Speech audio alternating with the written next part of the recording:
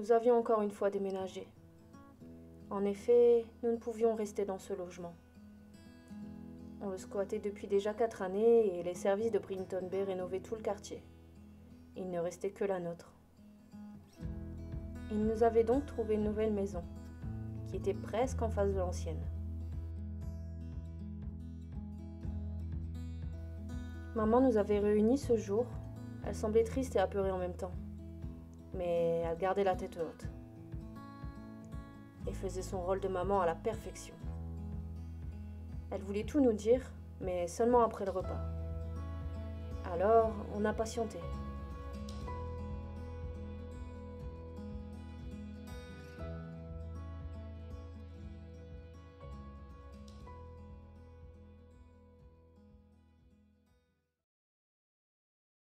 Elle a commencé à nous expliquer qu'elle était malade. On lui avait diagnostiqué un cancer. Chacun réagit comme il peut face à cette situation. C'est maman qui a dû nous consoler. Nous, on était perdus face à cette nouvelle. Je n'ai jamais compris. La vie ne s'était pas assez acharnée sur elle. Il fallait que ça continue. Elle gardait cet air triste et à la fois fort. Elle faisait tout pour nous protéger. Elle ne pensait qu'à notre bien-être, notre bonheur.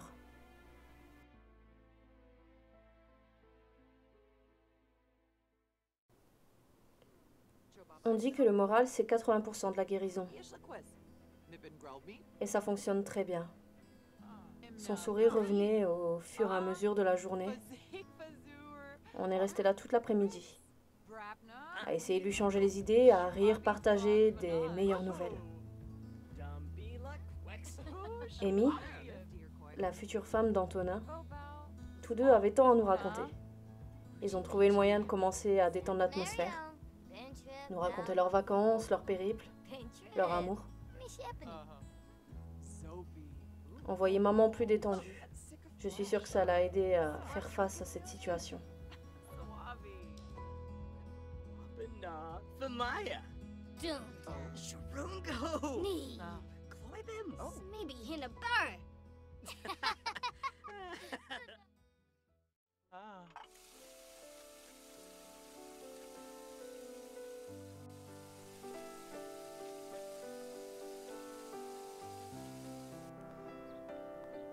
Malgré tout, elle voulait continuer le plus normalement possible. Elle avait mal, mais on ne pouvait rien y faire. On se sentait impuissant. On la voyait de plus en plus fatiguée, mais elle tenait le coup. Elle était si forte.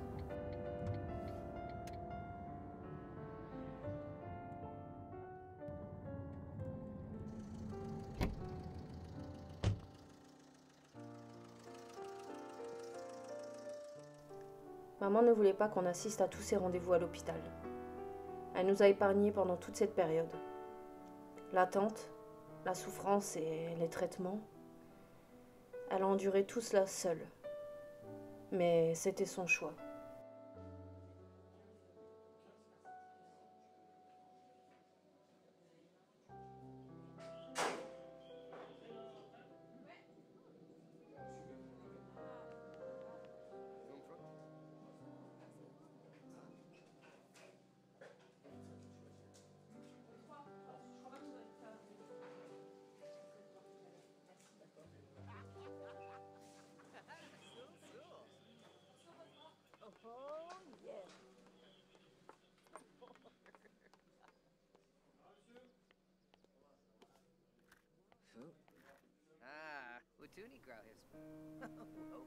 On ne se rend pas compte de ce qu'est la maladie tant qu'on ne l'a pas vécue.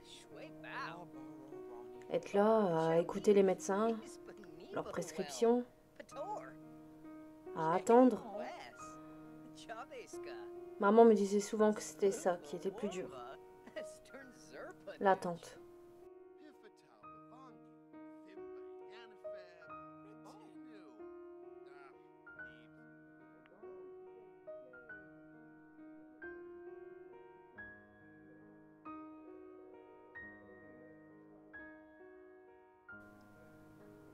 Beaucoup pensent qu'il faut se battre contre ce genre de maladie.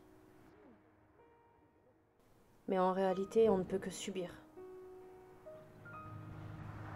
Que voulez-vous faire, à part attendre, écouter, prendre ses traitements? Maman avait raison. Ce n'est pas un combat, c'est juste un supplice.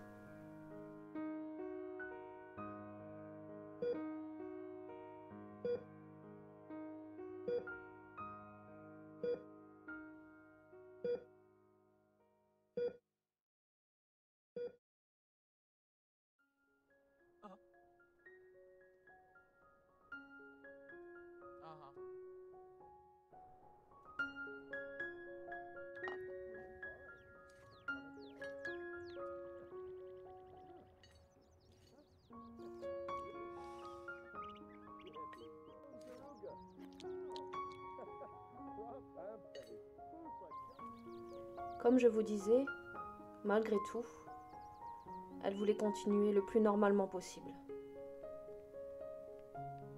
En dehors des traitements à l'hôpital, maman pouvait souffler un peu.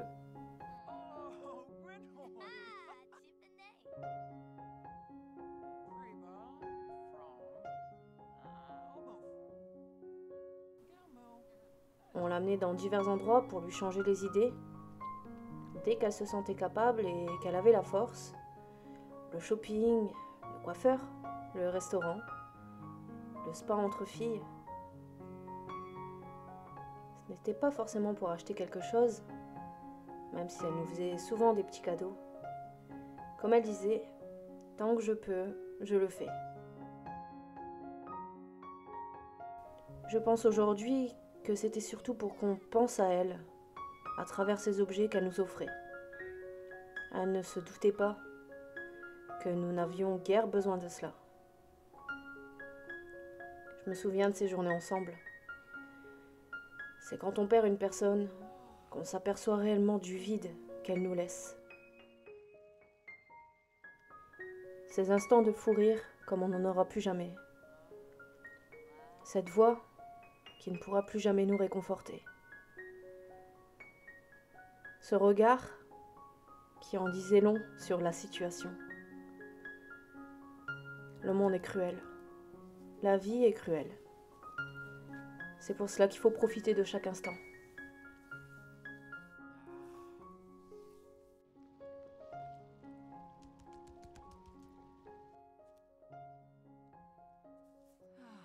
Larafa. Shabim. Ouais, la vie est cruelle. Elle nous éloigne des gens qu'on aime. Et d'ailleurs, avec Mélissa, nous avions pris des chemins tellement différents. Nos retrouvailles étaient de trop courte durée. Il était devenu compliqué de se comprendre, de poursuivre cette aventure. Aujourd'hui, cela fait 15 ans que je ne l'ai pas vue. Je pense, rêve, encore très souvent d'elle. Ça n'a pas été facile d'affronter toutes ces épreuves sans elle, sans une réelle amie qui vous connaît depuis toujours.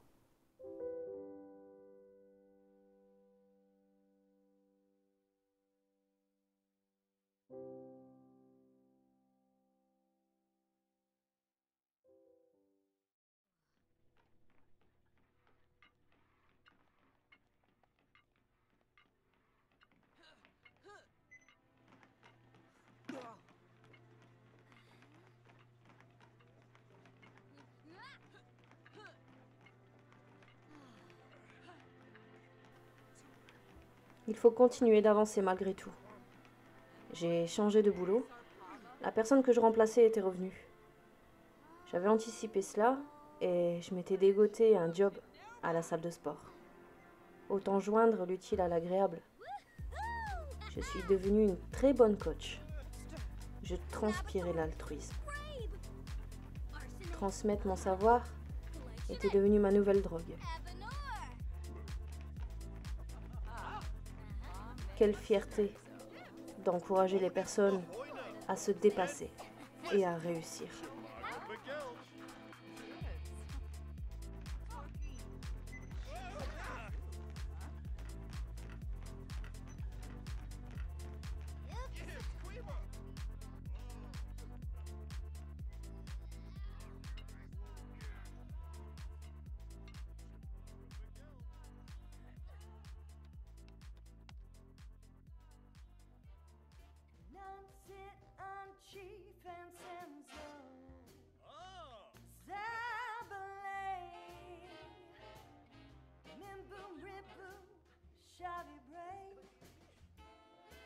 Mathieu venait souvent me rejoindre à la salle. Et nous avions envie de plus. Nous étions devenus assez proches, on s'appréciait beaucoup. On était passé au stade du flirt avancé.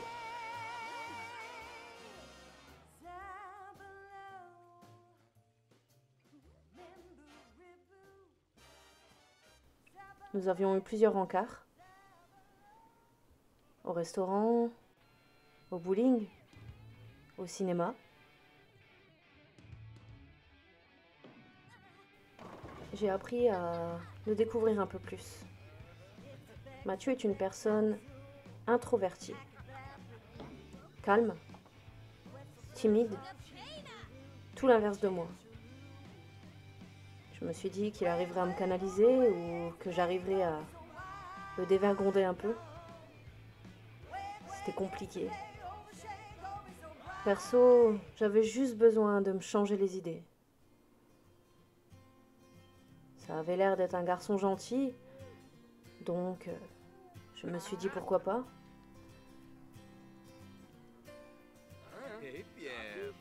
Après tous ces moments, on a décidé d'emménager ensemble.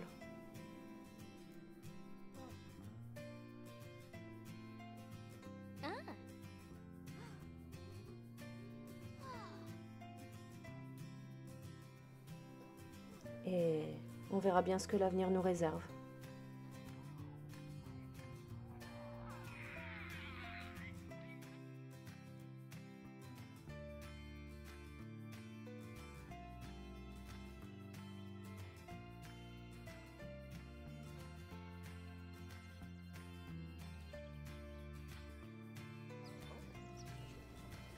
Nous y voilà. C'est une petite maison de campagne que nous avons dû rénover. Il y avait beaucoup de travail. Mais ça me permettait de penser à autre chose, d'obstruer la réalité et la souffrance que devait endurer ma mère.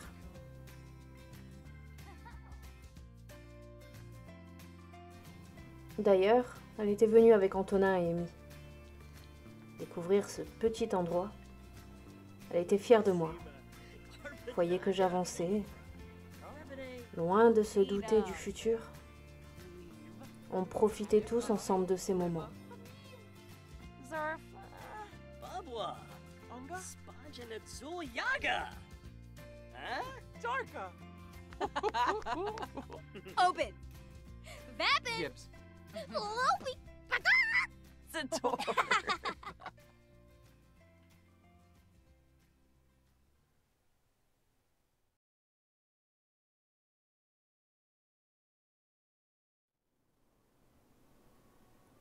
Il y a une chose qu'on ne peut pas arrêter. C'est le temps. Le temps fait toujours son travail. Il est toujours présent, passé et futur. Je donnerais n'importe quoi pour revivre ces moments-là.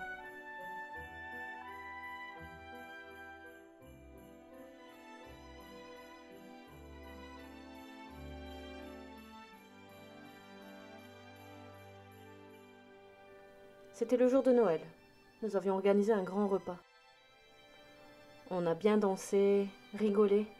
Une petite fête simple entre nous.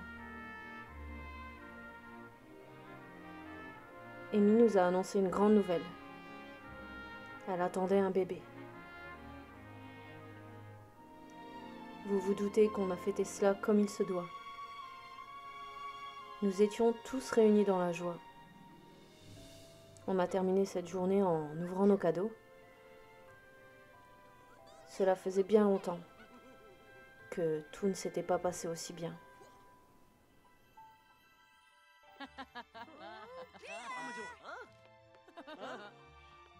Whoa!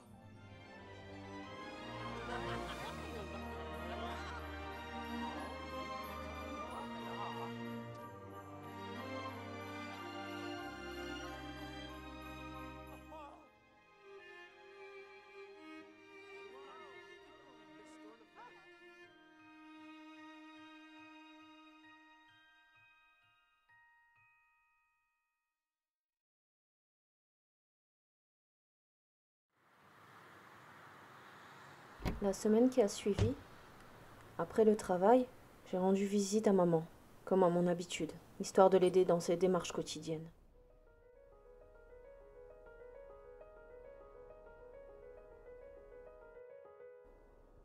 Jusadurkum Uh-oh. Grau Spisa.